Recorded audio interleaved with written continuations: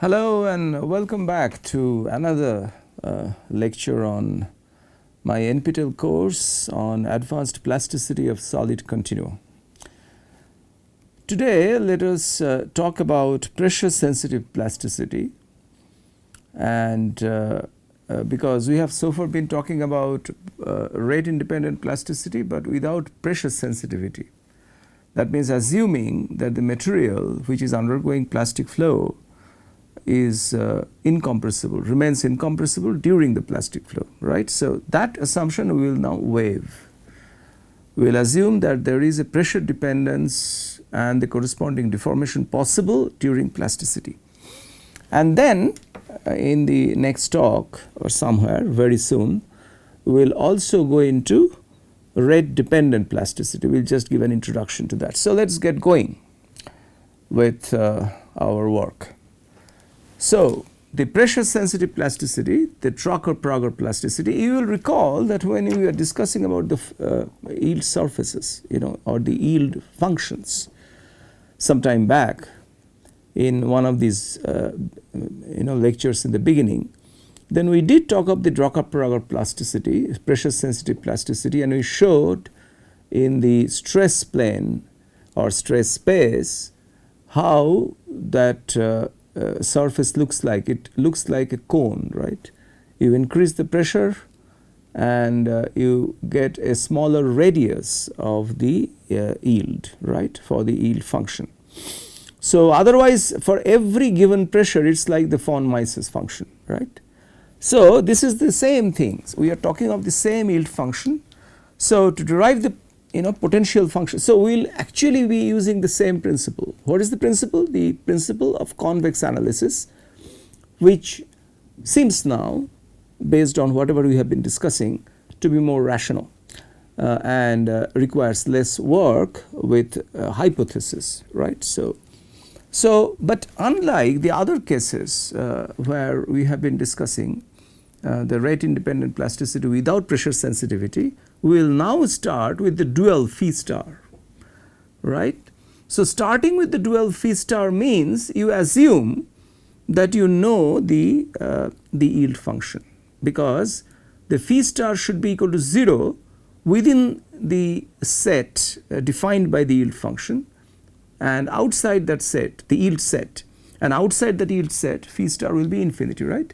So, basically that is exactly what we will be assuming, that we will be assuming that we will be knowing phi star, and our job will be to determine phi, which is the dissipation potential, right, which we will be using in deriving further things, for example determining the plastic increment, plastic strain rate increment given the input overall strain increment and this kind of work, right. So, but since this is pressure sensitive plasticity, recall that now we can actually have an orthogonal decomposition of the stress tensor, if you call it. So, this is sigma equal to sigma 0 plus pi, right. P is the pressure, I is the identity 3 by 3 matrix. So, sigma 0 is the deviatoric part of the stress, sigma is the total stress tensor. P clearly is related to the trace of sigma, specifically P is given by 1/3 of trace of sigma. This is an orthogonal decomposition in the sense that if you do a Frobenius inner product between sigma 0 and pi, both are matrices, right. So, you will see that that is 0. So, it is like two vectors being orthogonal means their dot product is 0, right. So, the Frobenius inner product of sigma 0 and pi is 0. So, that way it is an orthogonal decomposition of the tensor. We have been talking about this aspect also some time back. What is orthogonality? What is orthogonality in a more general sense? Now, recall from our earlier discussion that the Drucker-Prager yield function is given by this, right. F sigma is the norm of sigma 0, the deviatoric part. There is a minus k term which is very similar to minus sigma y term, which you have already seen in von Mises plasticity without any pressure dependence. So, this k can be thought of as the sigma y, but it goes on changing depending on the specific value of pressure, that is the specific value of trace of sigma. But there is another pressure dependent term which is alpha times trace of sigma. Trace of sigma is related to pressure. You know that trace of sigma from here is equal to 3 times P. P is the pressure, right. So, in this case, you know, even though we understand K to be related to, you know, the yield stress at a given trace of sigma, but let us treat it as a material parameter, as we have always been doing. The yield stress is a material parameter. Alpha is another material parameter that comes up here, right. So, there are 2 material parameters. The admissible set of stresses would be given in this particular case by all sigma. C is the set, all sigma, such that this yield function is less than equal to 0, or in other words, modulus of, or the norm of sigma 0 plus alpha times trace of sigma is less than equal to K, right. So, this is a closed convex set for every trace of sigma, for all. It is anyway a closed convex set in the higher dimensional stress space. But the K actually does the job of shifting essentially. So, now let us try, given this information, right, and assuming nothing else. You recall that earlier we were assuming phi j, that is the dissipation potential, and determining the yield function, right, the yield set, but now we are doing the opposite. So, we know that in rate independent case, phi star of sigma, when sigma is over the admissible set C is 0, that is, it is given by the indicator function over C of sigma. That means the indicator function is 0 if the stress is admissible, that is, if the stress belongs to the admissible set C, otherwise it is infinity. You also recall that this phi star gives a kind of a conjugate energy, infinite energy or 0 energy. So, it must remain in 0 energy, right. The stresses must be compatible with 0 phi star, because infinite energy is too high an energy. So, it cannot really penetrate that barrier, right. So, now let us recall the definition of Legendre-Fenchel transform, and therefore see that phi j, based on the knowledge of phi star, phi j will be given by this Legendre-Fenchel transform, right, supremum over all sigma. This is incorrect, this is C, I am sorry about this typo. There are a few typos, I go on detecting them. So, a supremum over this sigma over C, inner product with J minus phi star sigma. So, using only the finite value, because phi star sigma is infinity, means you have a minus infinity here, does not make any sense for the minimization or the supremization, I mean the maximization problem involved in determining phi j, because infinity you cannot work with, right. So, you have only to bother about when phi star equal to 0. So, in that case this term goes off, correct. So, all that you have to do is to do the supremum of sigma times j. Times means essentially the inner product here.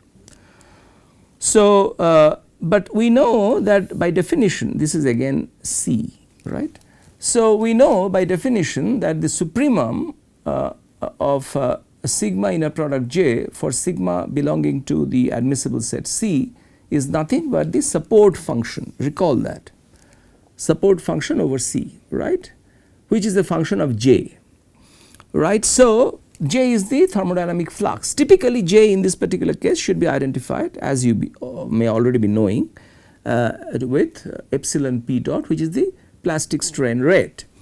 Now, because there is a deviatoric part coming into play here, we must also, like we did for stresses, split the flux J into the deviatoric and the pressure part, okay, so volumetric part.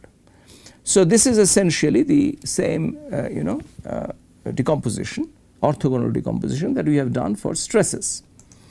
Next, we actually find sigma inner product J with the splitting of sigma and j, as we have discussed, orthogonal splitting. Recall that sigma 0 I, the inner product of sigma 0 and I is 0. Similarly, the inner product of sigma j 0 and I is also 0. That is why the orthogonality comes in, right. If you are not convinced, it is very easy to check, okay. Take any deviatoric tensor, take the Frobenius inner product with identity and then find it. you will see that it is 0, right. So therefore, you know, some terms drop off here, and what we have as the inner product of sigma and j is given here, right. So basically there is a clean separation of the deviatoric part and the pressure part, you see. So trace of j is related to the pressure and j0 is related to, you know, the deviatoric stress sigma 0, very clean separation. But we must also include the fact in all this that the, you know, f sigma, the yield function must come into play, and we must ensure that the yield function is less than or equal to 0, which in turn means that norm of sigma 0 plus 3 alpha p is less than or equal to k, correct, because trace of sigma is equal to 3p. So therefore you see that this condition must be satisfied. Now let us solve the optimization problem, right. So because in order to find phi j I need to solve that optimization problem, because I need to find that supremum, that is an optimization problem. So phi j is basically this, right, subject to this important condition, right. So because the variables here are both sigma 0 and p, now because we have split already, right. So therefore first fix p and maximize sigma 0 j 0, that term, okay, subject to, of course, sigma 0 is this, but we will come to that a little later. But right now this also has a bearing, because, you know, you remember this is my one stress, this is another stress, right, this is the deviatoric part. So this is, you know, this is so you remember that essentially we had the notion of a cone, right, something like this, that cone that we got, right, for. So at every such, you know, this was the axis which corresponds to the pressure axis, this was corresponding to the case, this center line of the cone corresponded to the case in which the three principal stresses were all equal, which is the pressure axis. So around this, for any pressure, if you draw the corresponding, you know, if you take the corresponding section, then it is a circle, right, it is a circle. So therefore you see that, you know, what we basically have is von Mises type for every given p, but p is fixed for us. So let us say that p is fixed. So we can actually invoke the same notion of von Mises plasticity to say that the maximization must occur for this, because there are no non-smooth things like, you know, the Tresca case, right, on the yield function. So therefore the maximum occurs when sigma 0 is exactly the norm of, so norm of sigma 0 is exactly equal to 3 k minus 3 alpha p, correct. The problem here is that I do not work directly with norm of sigma 0, but full, you know, tensor sigma 0. So but sigma 0 is in the same direction as, you know, j 0, correct, the co-directionality. So therefore basically what we have is that the sigma 0, this value k minus 3 alpha p must be in the unit tensor direction associated with j 0, which is j 0 by norm of j 0. So this is the expression for sigma 0, right. So now if you actually evaluate sigma 0 inner product j 0, then you simply get this k minus 3 alpha p times norm of j 0, right. So now the optimization problem is reduced, because I have already maximized it with respect to sigma 0. Now the only variable left is p.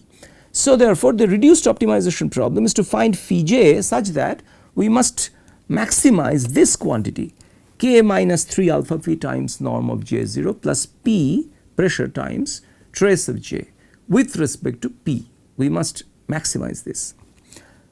That is not a very big job. So let us actually define this by a separate function something, and then take the, you know, differentiation with respect to p and set it to 0. That is the job basically.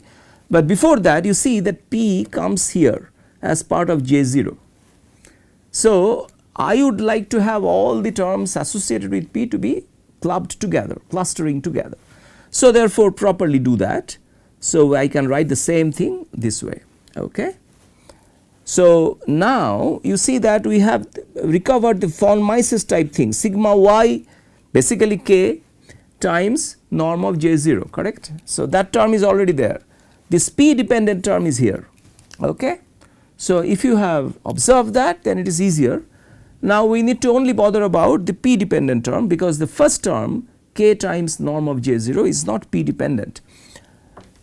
So, now that we have two cases, in one case this term is greater than 0. Suppose that trace of j minus 3 alpha times norm of j 0 is greater than 0, right. If in that case I can find p to maximize, I can find p as high as possible, p can go to infinity and the whole term goes to infinity, blows off. So, that is not a valid thing, right. So, this requires that trace of j minus 3 alpha times norm of j 0 must be less than equal to 0, and in that case the only supremum that is actually possible, which is unique, is p equal to 0. This is exactly the same logic that we have used earlier, right. So, to define actually phi star from phi for rate independent plasticity when there was no pressure sensitivity, please recall those lectures, otherwise you can just go back and have another look at those lectures, right, because everything is available online. Now, therefore, so we really discount this case, phi j tending to infinity and all that, and what we are actually talking of is that the finiteness of phi j must require the trace of j must be less than equal to 3 alpha times norm of j 0. Under this condition the supremum occurs at p equal to 0, right. So, therefore, final expression for phi j is that phi j equal to k times norm of j 0 subject to this condition. This is the only valid condition, because it is only then p equal to 0 and finiteness of phi j is achieved. And if this condition is not satisfied, then phi j is infinity, all right. So, that is actually out of the question, because infinity is a case which actually is a no go situation. That means no physical system can actually achieve that kind of a state corresponding to which phi j is infinity, right. So, just observe that phi j has both the deviatoric part, which is k times norm of j 0, and the volumetric part now in the form of a constraint, which is not very useful, in the sense that it is not easily amenable for further work. So, therefore, this constraint must be put as part of the functional form of phi j itself, you understand. Then I can actually manipulate it, because in order to find the flow rule I need to take the differential of phi, right, subdifferential of phi. In this particular case everything is smooth, so therefore I have to take the gradient of phi. Now, how do I take the gradient with a constraint? I mean, you need to actually put the constraint as part of the function if possible, and then do the gradient operation, then it is easier, right. So, to do that, let us define that zone, that set D, such that this constraint is satisfied. The set of all j, the thermodynamic flux for which the constraint is satisfied, that is trace of j is less than equal to 3 alpha times norm of j 0, all right. Now, given this, phi j you write it as, this is a trick which is a very useful trick, phi j is k times the norm of j 0, the deviatoric part, plus id of j. That means id of j is another indicator function over d, over this admissible set of thermodynamic fluxes j, which is basically epsilon p dot, the plastic strain rate. So, if id j is so if j is within this admissible set, that is if j is such that this constraint is satisfied, then idj is 0. If j is such that the constraint is not satisfied, then idj is infinity, all right. So, then I can actually do further work. Then the gradient of phi j, in this case I am talking in terms of subdifferential, but now given the smoothness of the whole the functional, I can as well replace it by the word gradient, right. That is the subdifferential of the first part plus the subdifferential of the other part. Now, recall that the subdifferential of this id, the indicator function, is an interesting thing, right. So, the indicator function whenever it is 0, its gradient is 0, so its subdifferential is also 0, right. If the indicator function reaches that particular value for which there is a changeover, changeover means the value of id changes from 0 to infinity, that particular value, that is for which trace of j is equal to 3 times alpha times norm of j0. For that particular value, we need to see what is actually happening to del of idj. So, you already know that if there is a certain set, here the idj is 0, right, for all j. Here idj is infinity for all j. So, it is here on this that everything happens. The gradient is non-zero only on this, on this limit set, right, on this limiting boundary line. So, that is where the equality is satisfied for this. Trace of j is 3 alpha times norm of j0, correct. And so, you take any point j here, right, for which the equality is satisfied, and then this is just, so gradient is just a normal here. It is actually called the normal cone, if you remember, right. So, that normal cone here, but this normal cone, because of the smoothness of this surface, is a singleton. That means it is a set consisting of only this direction, but the value, the magnitude of this normal is not known, it can be anything. So, recall that, right. So, that is what I have said here, del idj is a normal cone to D at j if j belongs to the boundary here, okay. So, let us then look more carefully here what is going on. So, for j not equal to 0, for j0 not equal to 0, the gradient of k times the norm of j0 is simple, that is, this is the singleton k times np, where np is the deviatory direction of the plastic flow. Now, it is no longer the actual plastic flow direction, because plastic flow occurs not just because of the deviatory stress, but also because of pressure, right. So, so this is the direction of plastic flow all right, but only created by the deviatory part of the stress, all right. So, this corresponds to j0 by norm of j0. The other part is del of idj, which is basically given by all for the set D, okay, for which the constraint is satisfied. So, define Gj to be the constraint, the function trace of j minus 3 times alpha norm of j0, all right. So, then you take the gradient of that. So, gradient of that has to be multiplied, because the gradient of that is a normal, as we have said in the last lecture, right, in the last slide, that is, it is in this direction, but this value of this magnitude of this this normal I do not know. So, therefore, what you should do is to put a beta greater than 0 as the magnitude here, okay, grad of g, correct. So, g of j is 0. So, now evaluate the gradient evaluation is trivial. So, trace of j, the differentiation with respect to j is just identity. Wherever you have difficulties, just take a pen and a paper and try to work it out. For example, the gradient of trace of j with respect to j is an identity. It is easy to see, but if it is not for you, then you just work it out, okay, based on indicial notations. The other part is obvious again, 3 alpha times np will be the derivative of the other part, 3 alpha times norm of j0, right. So, now the thing is that therefore, I can write del of idj to be like this, beta times I of 3 minus alpha times np, beta greater than 0, right.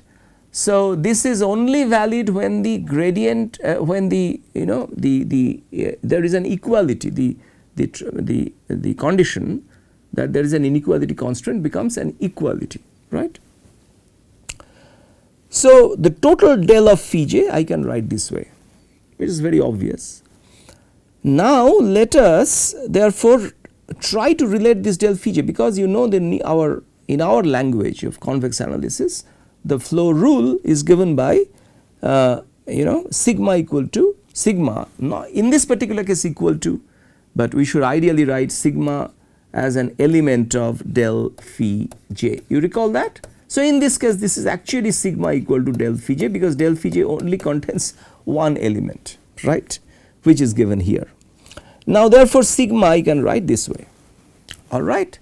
So, you see that even in the deviatoric part of sigma, we have that pressure dependent term in the yield function had this material constant alpha that comes here, okay, and there is an extra beta times I.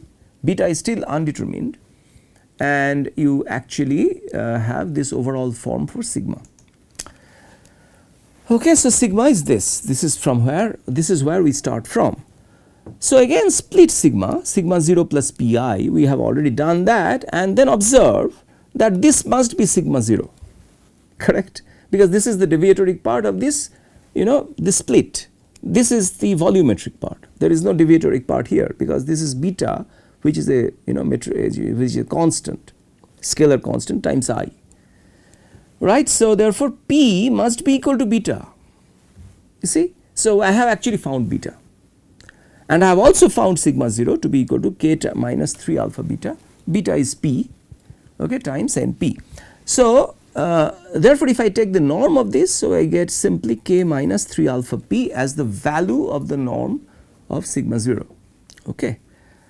But this was the Drucker-Prager rule, Drucker-Prager yield condition, right. So, we have actually come a full circle, you remember. So, this was the Drucker-Prager yield condition. So, we have come a full circle, but we now know that whatever we have done is consistent, at least, right. Now, how do we write the flow rule? The flow rule I have already written in terms of sigma, but I can write it in terms of epsilon p dot also, right. What will be my epsilon p dot? It will have two terms, one associated with np, which is related to sigma 0 by norm of sigma 0, the other associated with this alpha, right, alpha times I. So, basically you can actually do, you just manipulate this, the sigma to get the same expression here, right. So, this is consistent also. Now, we come to the next part of our talk, which is that so now that I have my dissipation potential, how do I actually find my plastic strain increment overall, including its deviatoric part plus the volumetric part, given the input stress strain increment. That means, given delta epsilon to be the input strain increment, how do I find delta epsilon p, correct. So, that is what actually we try to now work out. So, here observe that is the reason why actually we found phi j to begin with. So, let us call this the plastic strain increment as xi, call it by xi, delta epsilon p. I need to find this is a tensor, remember. Now, given a strain increment delta epsilon, I need to find this, but now the plasticity of is of the Drucker-Prager type, right. So, in order to do that, I must actually, as we have done before, we must derive a convex incremental minimization formulation, right. So, with xi equal to delta epsilon p, and we must also account for the deviatoric part of the input strain. Input strain is epsilon, trace of that is the deviatoric part, the volumetric part. So, the volumetric part is epsilon v, correct. So, the volumetric strain is very important here, because the pressure acts on the volumetric strain only, right. So, now we have the convex optimization problem. So, find xi by minimizing this whole thing. What is this minimization? This is the elastic part of the minimization, the potential, right. This C, this this script C, if you call it, is basically the elasticity tensor, fourth order tensor. For isotropic and linear elasticity, it is simply consisting of two, it simply consists of two constants, mu and kappa, let us say, that is the Lamé constants. So, eta is the thing to be found, and then the extra term that you get is phi of eta. Eta is basically a placeholder now, because eta is a variable. It has to be, it is with respect to eta that I do the minimization of the whole thing, right. So, you know, so therefore I can call the whole thing as so eta is a placeholder for basically plastic strain rate or plastic strain increment, something like that, right. So, this whole quantity, this functional, I can call it by j or something, j as a function of eta. Okay. We will stop this particular talk at this stage when we have just discussed the basic, we have posed the problem of how to actually go about solving for the plastic strain increment. Having posed the problem and having found the corresponding functional which has to be minimized, our job is simpler. So, in the next talk I will be first discussing how to do the minimization, which will be pretty standard because everything is smooth. So, taking derivatives will be simpler, and followed by this we will be moving away from rate independent plasticity and go forward with rate dependent plasticity, which we will see would be a more realistic representation of how plasticity actually occurs. Okay, till then I hope you are enjoying the talks and you are enjoying this this course, and I will see you back soon. Thank you very much for your patience.